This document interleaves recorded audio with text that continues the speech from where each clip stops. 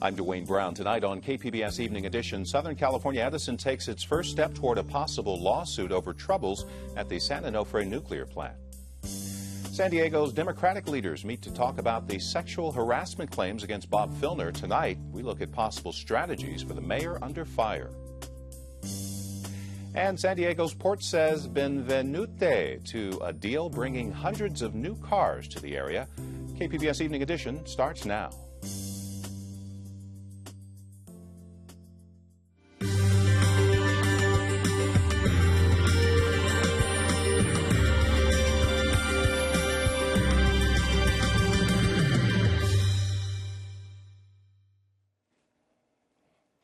Hello, good evening. Thanks for joining us. Southern California Edison is laying the blame for the closure of the San Onofre nuclear plant on the builder of its steam generators today. Edison announced a formal notice of dispute sent to Mitsubishi Heavy Industries, setting the stage for a lawsuit. Edison says Mitsubishi guaranteed its equipment for 20 years, but troubles began shortly after the installation. Leaks inside the generators took the plant offline in early 2012, and Edison closed it for good last month. Fuel removal is now underway at the North County site. Tonight, leaders of the Democratic Party in San Diego are meeting to talk about the sexual harassment allegations against Mayor Bob Filner. It's a closed special meeting. Party Chair Francine Busby says there are a lot of mixed feelings because Democrats see themselves as the party of women and equality. But she says, on the other hand, they believe in due process. And due process was the rallying cry of some Filner supporters this afternoon. About 24 people rallied at City Hall. They say he has not been treated fairly, and they say his accusers should have filed criminal charges. In the meantime, the mayor's office says it's forward with city business. We received this mailer late today. Pictures of the mayor at various city meetings and events over the past few days. It quotes Filner as saying the city's work comes first. Now, in the midst of the Bob Filner saga, our partner iNewsSource sat down with two campaign strategy experts to better understand what's most likely going on behind the scenes in San Diego. Brad Racino joins us now. Brad, who did you talk with today? I spoke with Jason Rowe, who was Carl DeMaio's campaign strategist during the mayoral election in November, and Steve Callender, a professor of political economy at the Stanford Graduate School of Business. We tried to get Filner's campaign strategist, Tom Shepard, to talk to us, but he wasn't interested. And what did they tell you? They both told me some of the basic rules for managing a crisis. Rule number one is, according to Rowe, shut up. Get a handle on the situation, which seems to be what happened during the first few days of this drama last week. The second was a symbolic gesture, some type of outreach to the people affected most by the mayor's actions. That part, according to Rowe at least, Filner hasn't done so well with. And I understand also they discussed other folks who have dealt with this sort of situation, right? Yes, the names that kept coming up were Elliot Spitzer, Mark Sanford, and Anthony Weiner, politicians who have each had a sex scandal tarnish their reputation, but who have all bounced back in some way. But both experts we spoke with made it a point that this thing with Filner is different. Spitzer, Sanford, and Weiner's actions were between consenting adults. With Filner, if the allegations are to be believed, it's a different ballgame. And did they talk at all about Filner's likelihood to resign? They did, and another rule they mentioned is you never resign. There's no reason to. Short of a recall, there is no mechanism in place to remove a politician from office. So as long as Filner has the stamina, he can just wait this thing out and then start rebuilding the bridges. iNewsSource reporter Brad Racino. There is a recall effort underway, by the way. We have more on that and the entire controversy online at kpbs.org/news/Filner.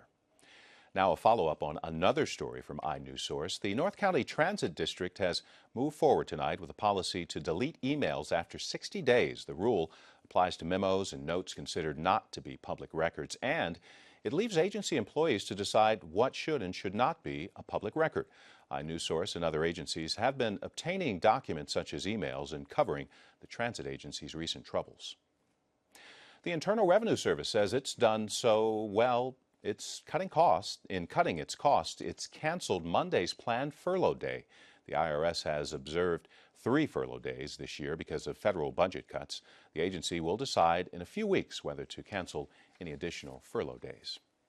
San Diego got some Italian visitors today. 370 Fiat cars rumbled off a cargo ship in National City. KPBS business and environment reporter Eric Anderson says thousands more will pass through San Diego over the next 3 years. The Fiat 500Ls were still partially bundled in protective wraps as longshoremen drove the cars off the cargo ship. With the Fiat's, John Pasha's firm Pasha Automotive Services now brings about 400,000 cars through San Diego each year. These actually are coming from Serbia, so they're built in Europe. They're running through Italy. They transshipped over to the UK, and then they're coming from the UK through Baltimore, Halifax, Canada, for the eastern region, and then through San Diego that handles the entire west half of the United States. These Fiats are just the first of many that are going to be shipped through this port here in National City. Eventually, the port says 40,000 a year will be coming through here.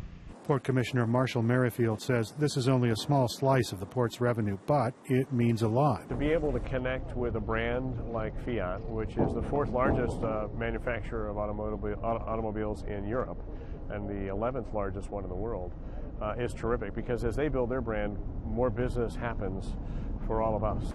Merrifield says the region enjoys economic spillover effects as the port ramps up the money it makes on car shipments. Our total terminal operations between 10th Avenue and National City is upwards of $30 million in revenue for the port, and growing. Fiats will be shipped out of the region on trucks. Eventually, the cars could be shipped to dealers by rail. Eric Anderson, KPBS News. San Diego Muslim leaders are asking prosecutors to file hate crime charges against a man accused of making threats this week at a Claremont mosque. Investigators say 52-year-old Larry Rogers walked into the Islamic Center during a prayer service Monday, called the worshippers terrorist rats, and threatened to kill them. The Council on American Islamic Relations says there are also concerns Rogers may be connected to a series of bomb threats against the Islamic School of San Diego. Rogers is being held tonight on $50,000 bail.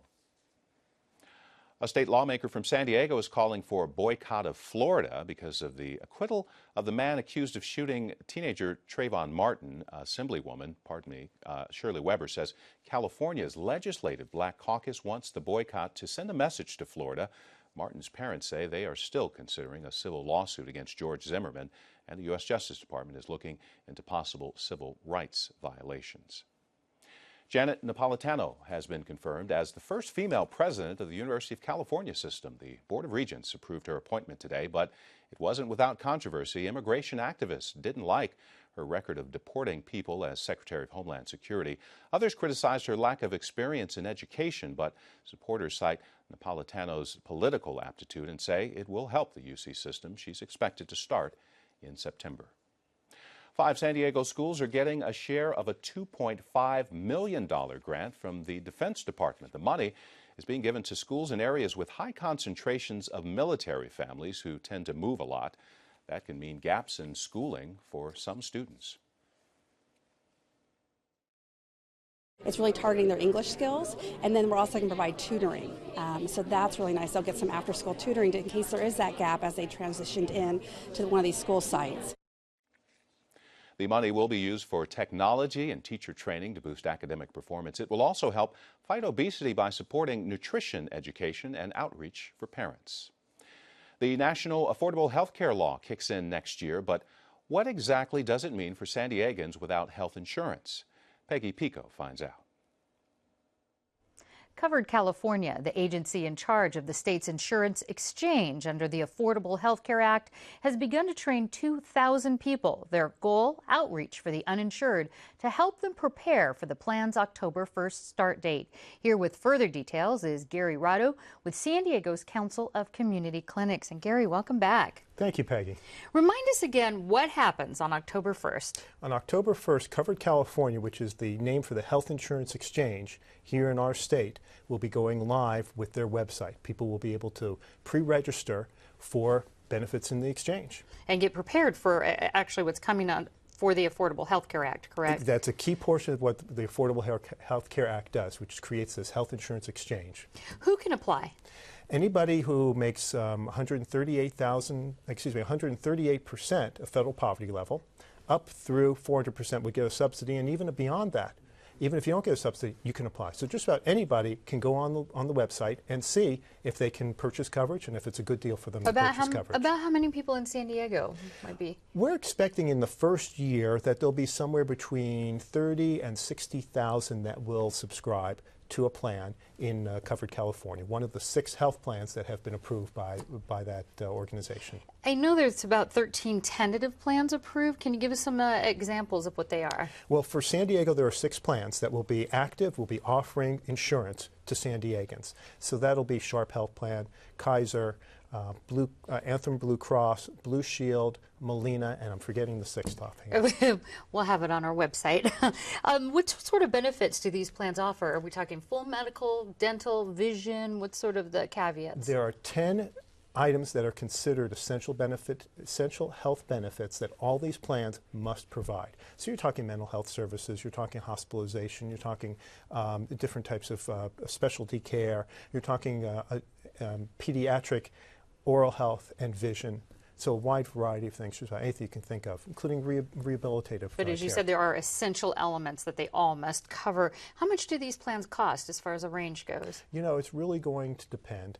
It depends on the subsidy that one gets. The less that one makes, the greater a subsidy you're going to get towards a premium or towards a copay. So, for example, I'm the president of a small nonprofit. We have one employee. He doesn't have health care, but we decided we're going to provide health care for him in exchange because he's in his early 60s. And he makes just at the end that he can be subsidized in exchange. It's only going to cost about $260 a month to cover him in full. Okay. What if you're really somebody looking at these plans and you just can't afford it? You're making minimum wage or the poverty level, or you're living in your circumstances, you can't afford it. What do you do? Well, if you're in poverty, you're probably going to be eligible for the Medi-Cal expansion. Totally separate program. Right. But overall, people are going to have to subscribe to some type of health plan or pay a penalty for not subscribing. And that was my next question. Tell us about the penalty. So just to be clear, you can do the exchange program or the Medi-Cal, which is completely separate for people who qualify for that. But you have to sign up for something, and if you don't, what happens? If you don't and you're not exempted for extremely low wage earners or other specific situations, then you would pay $95 in the first year or 1% of your income, whichever is higher. And that goes up over a series of years, what the penalty will be. And that would be assessed as part of your when you pay your income taxes. Okay. Tell us about some of the major confusion that you've heard the public that you would like to clear up when it comes to this Exchange Act. Well, some people believe that it hasn't been passed at all, or it's not happening, or that it's been delayed, and it hasn't. The exchange is going forward. In fact, California is probably the furthest along of any of the states in having the exchange up and running by having grants for organizations like ours to go out into the community to do outreach and education. They're even testing the site right now. They've asked for beta testers in the 3 call centers up in Northern California to be able to make sure that the systems works on the day 1 on October 1st when people are eligible to start to pre-register, so to speak. Insurance won't go into place until January 1, but people can pre-register before then. All right, Gary Rada with the Council of Community Clinics. We will stay in touch with you and get all the updates as this progresses. Thank you so much. A pleasure. You may still have questions about the Affordable Care Act and what it means to you. We are taking those questions online at kpbs.org/source, and we'll answer at least one question every Monday.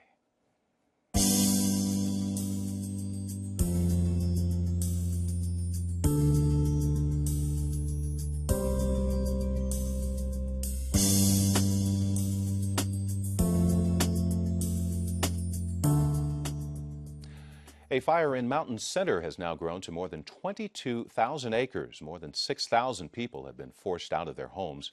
About 4,000 structures near Idlewild are threatened. Authorities now say the fire was caused by humans, but they're not saying if that was accidental or intentional.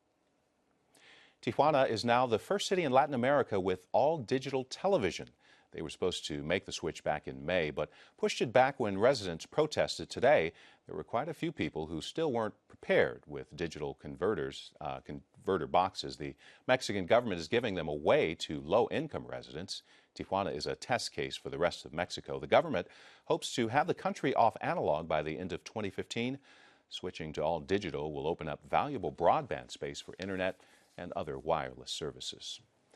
A microbe fished out of the Pacific Ocean could become a strong antibiotic against anthrax. It was found by scientists at Scripps Institution of Oceanography in sediment scooped up just off the coast of Santa Barbara. The microbe kills anthrax in cell cultures, and in mice, it can also fight off the devastating infection known as MRSA.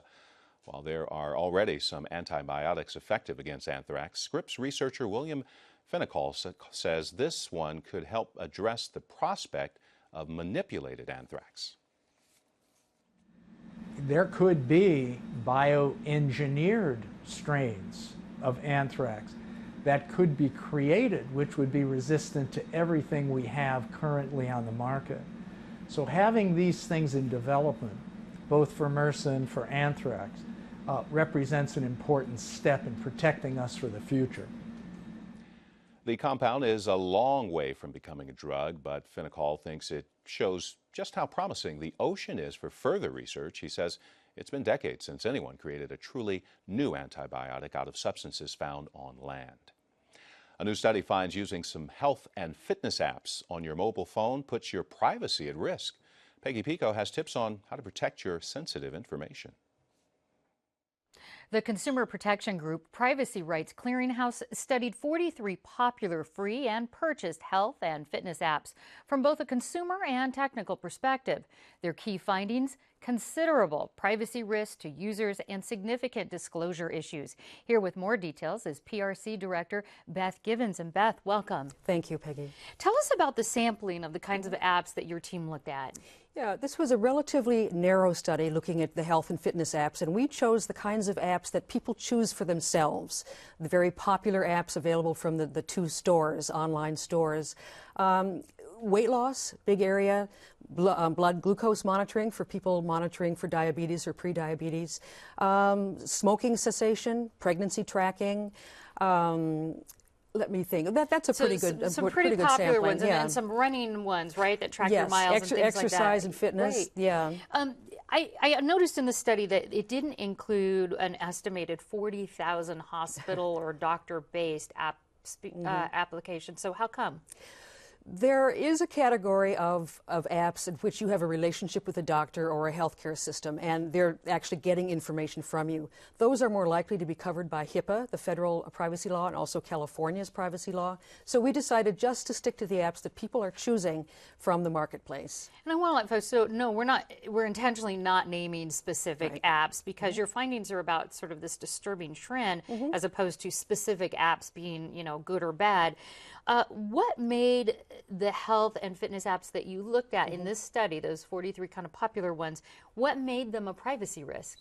Most people consider, I think, their medical information, their health information to be very sensitive, probably the most sensitive type of personal information for most people. Probably the next second area would be financial. But I think most people consider that information about their health is highly sensitive. And so that's what we thought we should look at this particular area. We had a hunch that there might be some questionable practices going on, not necessarily maliciously, but perhaps just from the standpoint of not thinking about privacy. Some of the big key ones were, do tell us about the big one about the third party. Yes, well, a couple of big ones. A key finding is that very sensitive medical information, personal information, is sent across the network unencrypted. And then secondly, the third party, right? The huge number of third parties that are receiving information from these apps that it's not disclosed in a specific way in the privacy policy, and sometimes not disclosed at all. There are a number of third parties that do get this information, and you should assume that. And we're talking third parties like advertisers, or are we talking third parties like health insurance agents? Well, not health insurance. At least we couldn't see that. I mean, that's obviously a potential, but we did. It's advertisers, advertising networks, and the analytics companies. Okay. Did you find a difference between free apps or purchase apps as far as which ones tended to be a little looser with your privacy information? Well, free apps, their business model is to make money, to get income from the selling of personal data, so that the advertising networks can feed back to you highly targeted ads. So the business model of free apps, of course, contributes to more privacy risks. The paid apps, they just don't have the business model of needing to share your information to make money. So there are some privacy problems with the paid apps, but there's a little bit of a privacy advantage going with paid over free. Okay, and let's go through. You have some tips to basically help protect yourself if you want to use these apps, which you're saying go ahead. So tell us a little bit about the top tips that you found. Sure. First, do some research on the app. It may not be easy, but you can always take the name of the app, put it into your favorite search engine, and add the word complaint. Or take your favorite app and add the word review. And that way you can read both the reviews, probably delve into more information, and if there are complaints. And we talked about the free versus the paid apps. And assume that the apps will be distributed. And when you're actually using the app, especially first signing up, just watch yourself. What information are you being asked to put in? Is that information, do you have choices? So if you have a choice to minimize that personal information, for heaven's sakes, take advantage and don't give out more information than is needed. So if possible, like you said, limit the information. And then finally, when you're done with an app, well, delete it. You don't need to be carrying this around on your smartphone. And if you can, go to the app developer or the app publisher and see if you can delete the profile on their end. Okay, so some excellent tips, and I want to let folks know that they can see the entire report that you did, the entire study, clearinghouse study, on our website, kpbs.org. So Beth Givens, thanks so much. Thank you. I'm Gwen Eiffel. On the next NEWS Hour, ailing former South African leader Nelson Mandela turns 95 years old, plus costs and coverage for Obamacare. That's Thursday on the PBS NewsHour.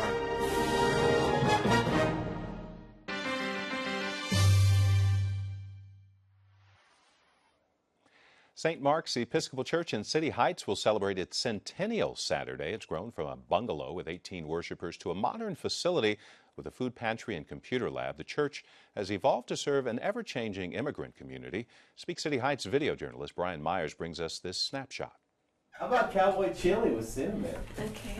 It's healthy. I think you just add water. There's no sugar. All you need. We've seen a real increase in the amount of people accessing the pantry. We probably serve between 175 and 200 people every month. The church first met, there were 18 people that met in a house on July 20th, 1913, in a home here in City Heights. And they met there for probably 10 years or so before they secured an actual church building, at which time they moved to a property that was located on Fairmount and Whiteman. The congregation has always looked like the neighborhood has looked. In the 70s, an influx of Vietnamese refugees settled here, so there was a huge population of Vietnamese represented at St. Mark's. And then in subsequent years, there's been Sudanese refugees, Burmese refugees, and so the congregation has always changed with the influx of various refugee groups. The city of San Diego made the decision to develop an urban village, which included retail establishments, a new library, a park, recreation center, restaurants, and the intention was to improve the community. And it just so happened our property was located in the space that they were needing. And this is at the old church building in the 1960s. This is another baptism. And so with that new construction, St. Mark's had to move and vacate their property. So they spent some time looking at various properties around City Heights, knowing they wanted to stay in this neighborhood. And so they secured this property, then did construction over a couple of years. It was a difficult time for St. Mark's, but I think they saw it as an opportunity to really reconsider what the focus was going to be for St. Mark's. Getting the input from the neighbors really helped shape kind of the direction they would then go in the future. The people of St. Mark's were able to assess what the community really needed at that time. And so we recognized that a lot of homeless or working poor families could use a little extra help. And from that, a lot of the social services were developed within the congregation. If you were to ask the members of St. Mark's, they would say that that's the gospel, that that's what Jesus taught us, that that's what he demonstrated in his life and ministry, and that that's what we're called to do. This is the group towards the end of the time at the old building before the urban village was built and we were moved to a new location. Oh, this is in the new building. This is one of the Karen families, refugee families. I think it signifies perseverance. I mean, this is a neighborhood whose history has had a lot of need and a lot of turmoil. St. Mark's has persevered for 100 years under all the circumstances that has surrounded it. Is a sign and a testament to the future of City Heights, that progress is being made, that there is hope, and that there are great things to come. I really need your help. Thank you so much. St. Mark's is holding its 100th anniversary celebration Saturday night from 5 to 8 and will be distributing food on Sunday morning starting at 11:30. You can find tonight's stories and download the KPBS app all on our website, kpbs.org/evening edition.